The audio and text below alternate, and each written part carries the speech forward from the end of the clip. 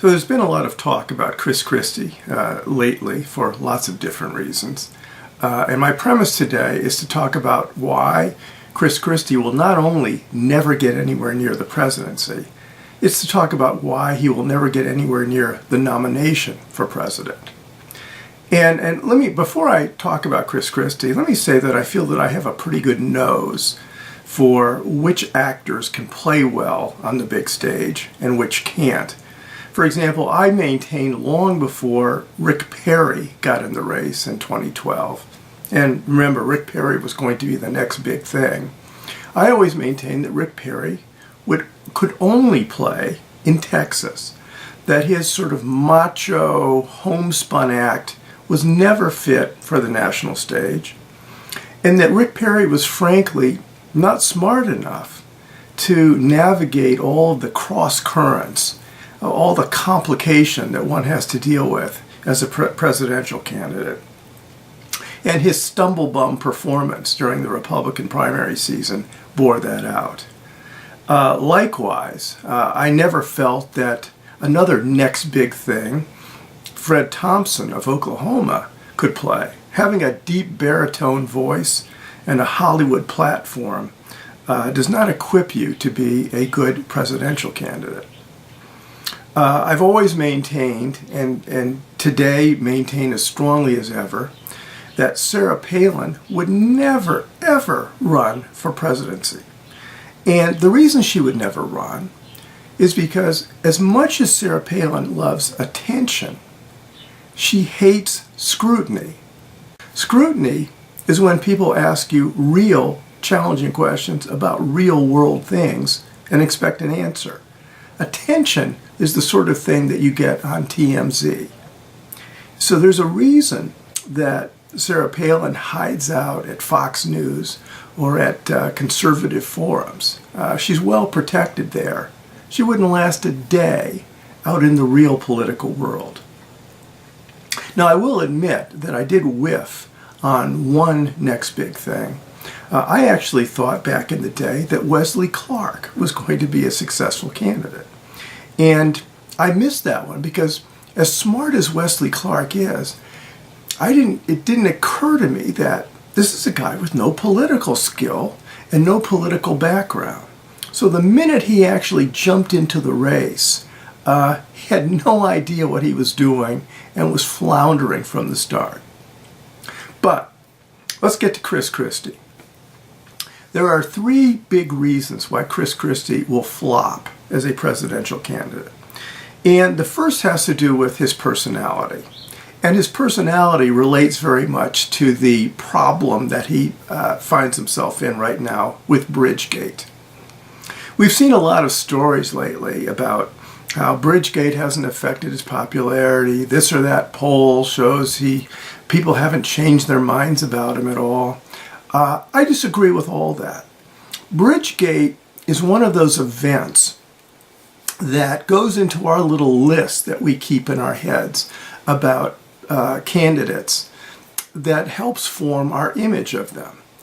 And the reason that Bridgegate, I think, is so damaging to Chris Christie is that it plays into an already existing narrative, an already existing stereotype about him that we all have, which is, frankly, that he's too uncouth and too abusive to be a president of the United States.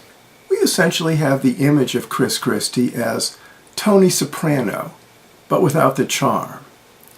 Now, I can hear you saying, well, yes, but what if he didn't know anything about Bridgegate beforehand? In my view, it doesn't matter whether he knew.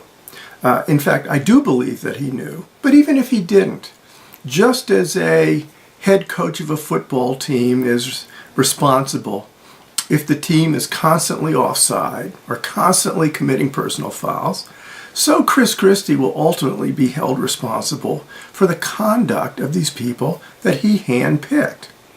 And just as an aside, one of the extraordinary things about Bridgegate for me is how long it actually went on. You might have thought, for example, that if these folks wanted to create a mischief in New Jersey and make things difficult for the mayor, they might have snarled traffic for 5 hours, let's say. And then after gleefully noting how much trouble they had caused, they would decide to pull back those cones and set everything straight. But what actually happened was that the damage that they did went on for 4 days, with mounting glee on their part as to how much they were hurting people in the community. That's what's so, the amount of sadism involved is really what's extraordinary about it. And ultimately, I believe this will hurt Chris Christie, not necessarily today, not necessarily tomorrow, but at some point, there's going to be a tipping point where people are going to say, wow, our conception of who he was right all along. Just as when Michael Dukakis got in that tank and put the helmet on, it crystallized for people. Oh, now I know why I'm not voting for Michael Dukakis.